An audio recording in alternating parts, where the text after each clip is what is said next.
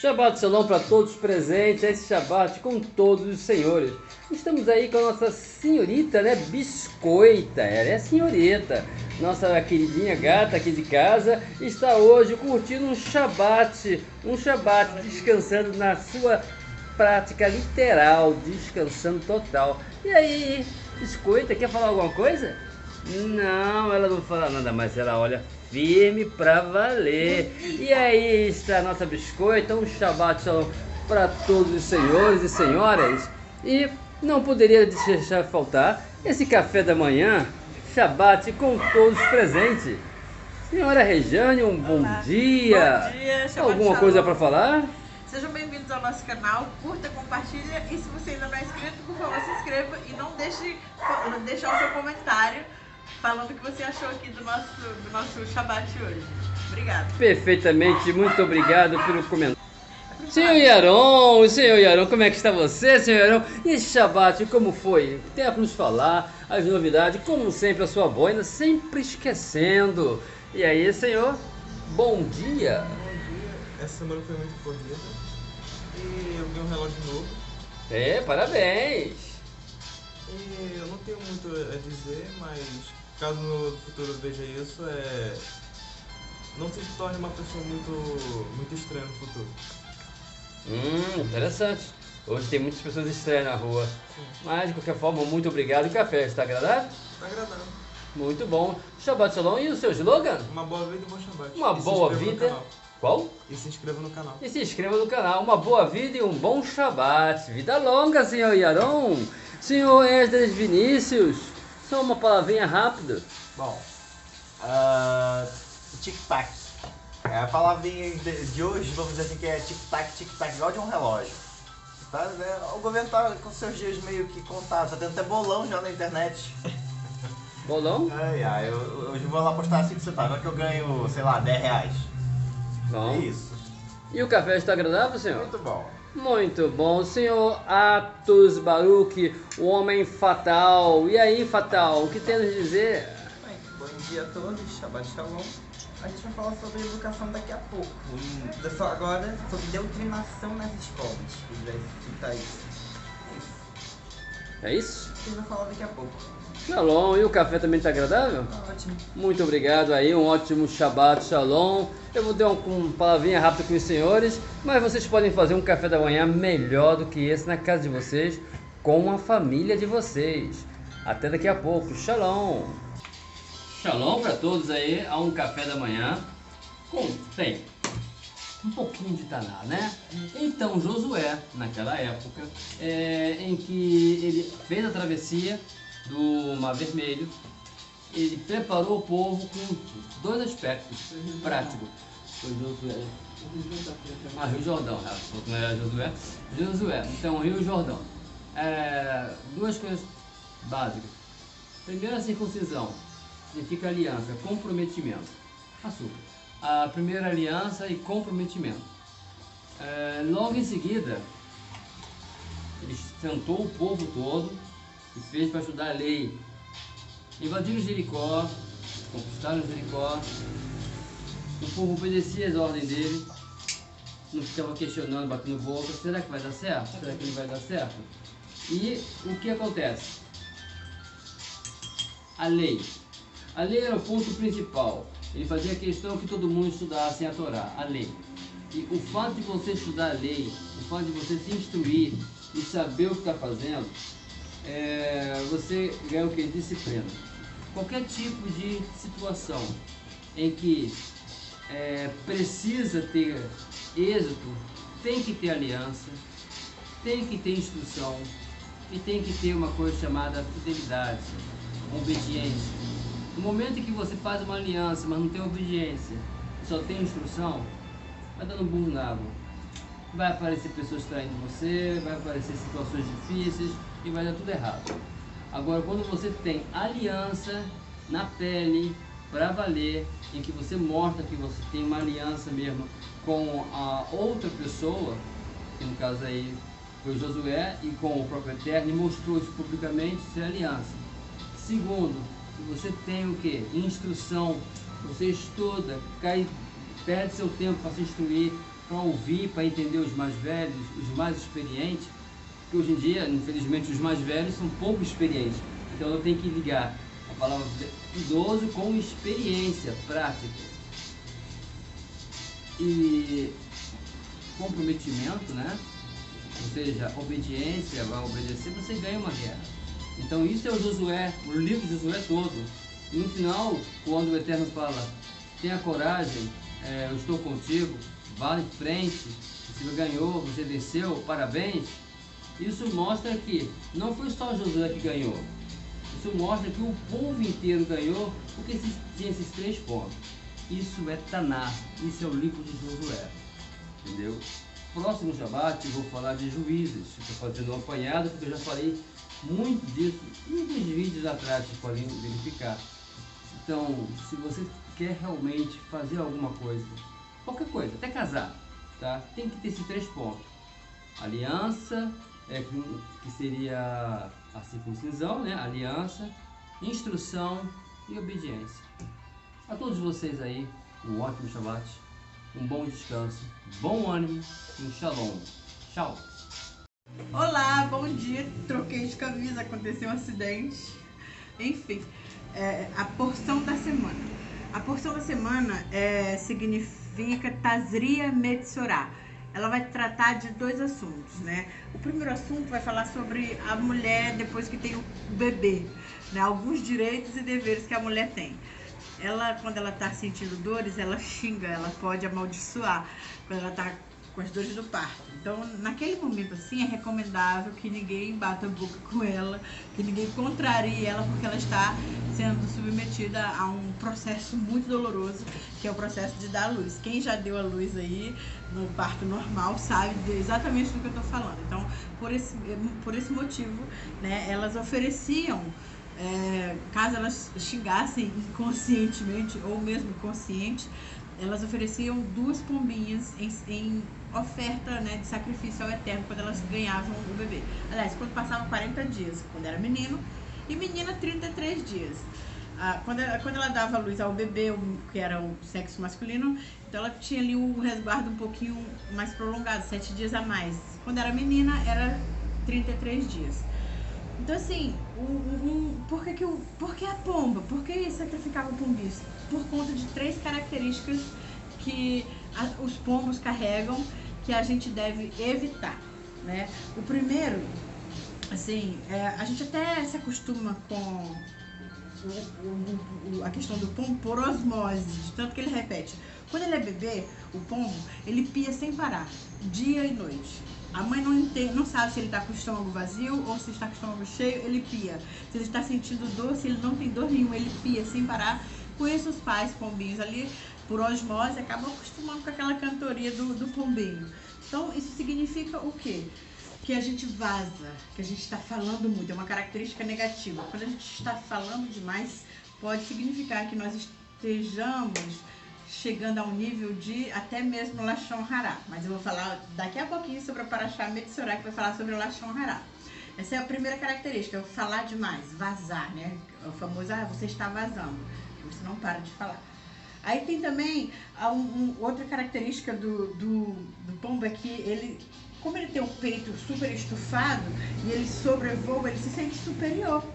Ele se sente superior a todos, porque, né, quando você faz suas conquistas, então na cabeça da pessoa que é arrogante, ela se sente superior e ela quer então diminuir quem ela acha que não é capaz.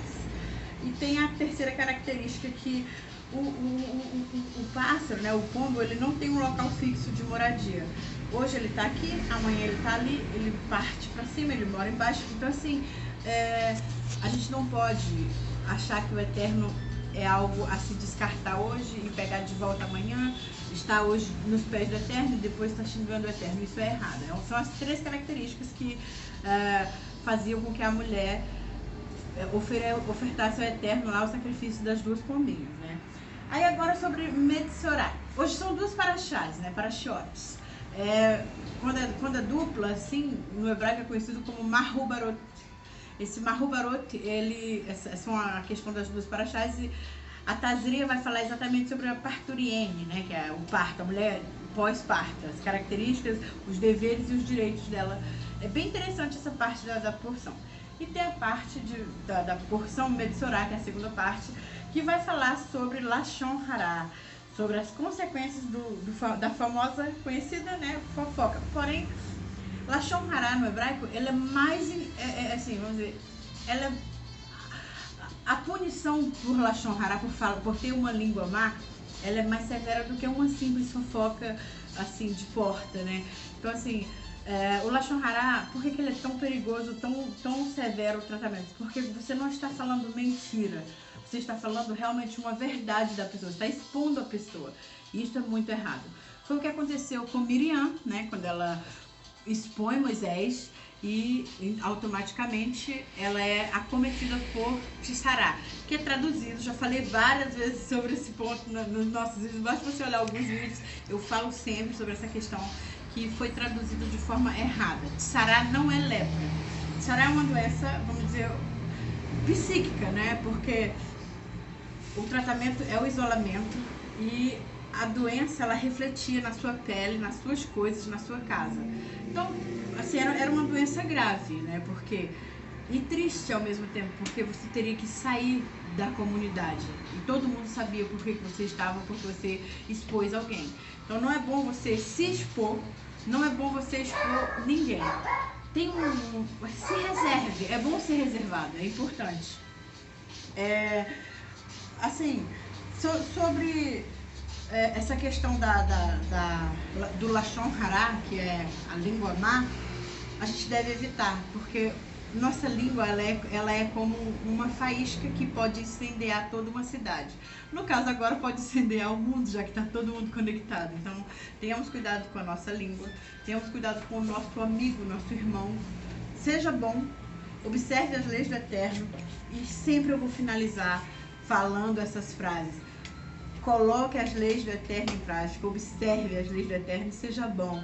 É muito bom quando a gente é bom. Eu sei que tem muita redundância nessa frase, mas ela é para fixar em você. Seja bom. No mais, uma boa semana. Shavua Tov, uma boa vida. Shabbat Shalom pra todo mundo. É uma boa semana aí pra todo mundo. Que semana. Bom, vamos lá, por partes, né? Assim, eu não lembro agora se eu cheguei a falar semana passada, mas né, a gente teve vazamento pela CNN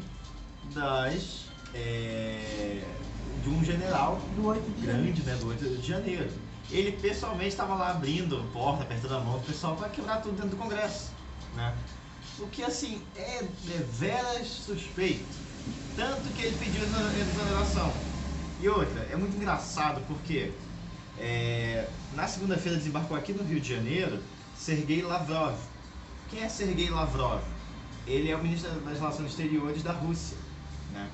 E assim, acho que um dia depois, no mesmo dia, se não me engano, vazou essas imagens na CNN. E a CNN, não se esqueçam, uma rede americana.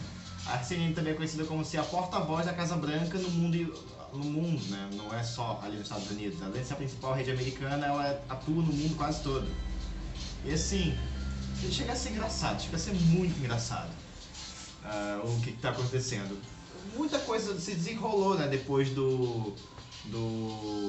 da pergunta proibida feita por Lula, né?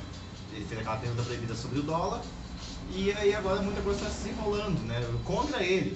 Por exemplo, ontem a Canja foi fazer compra numa loja de altíssimo luxo lá em Lisboa. Enquanto isso, o povo sendo taxado na Shein, na Shopee. Assim, muita coisa está acontecendo, está minando para que o governo acabe ruindo, né? Assim, como muita gente já falou também, a Alckmin está por detrás dos panos, o que não duvido nem um pouco, dadas as proporções do que está acontecendo. E assim, está sendo uma novela muito interessante. Não esperava que o governo de Lula ia ser tão interessante de se assistir. Para quem não está ligando mais para nada, eu recomendo ficar no alto da colina e assistir o Brasil pegar fogo comendo pipoca. Porque vai ser o que vai acontecer, basicamente. Muita loucura está acontecendo. E é isso, né? Proteja-se da loucura que está generalizada. E é isso, até mais. Bom dia, Shabbat Shalom para todo mundo. Como eu tinha dito anteriormente, a gente vai falar sobre doutrinação nas escolas. Eu mesmo já passei esse ano, inclusive, e nos anos anteriores nas escolas, sobre doutrinação. Vamos lá. Na questão de doutrinação, muitos falam que é por causa da esquerda, ou às vezes é por causa da direita, ou é por causa do Paulo Freire. Pode ser um pouquinho disso sim, entende?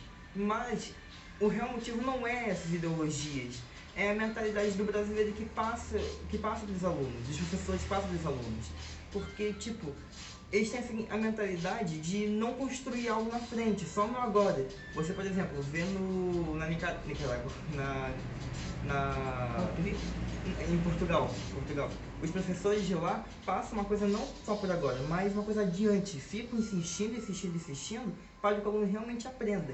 E é mais uma coisa, a educação lá não é obrigatória como a Constituição aqui fala. A educação lá gera oportunidade para o aluno vai se quiser, e tem que ter oportunidade.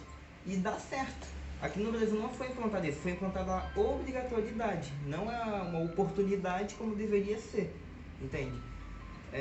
Porque se fizer isso, a gente tem esse resultado como a gente é hoje em dia.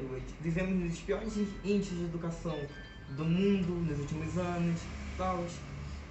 Agora vamos falar um pouco da doutrinação que eles realmente passam em biologia, na área mais sexual, essa parte assim. Todos os professores de biologia eles têm que passar um pouco sobre a área sexual para o aluno, sobre quais doenças pode pegar, o que deve evitar na hora da relação e tal. Tudo bem, só ok.